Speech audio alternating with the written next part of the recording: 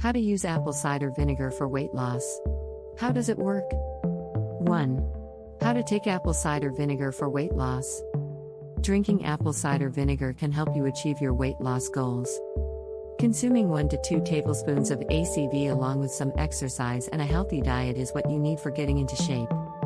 As this vinegar is high in acid content, it should never be consumed as it is.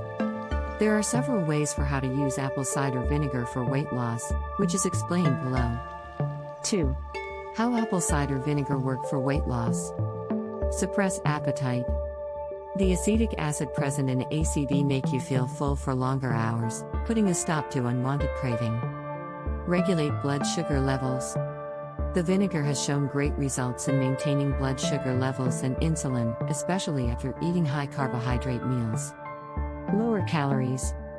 This low-calorie drink contains only 3 calories in 1 tablespoon serving that helps in weight loss.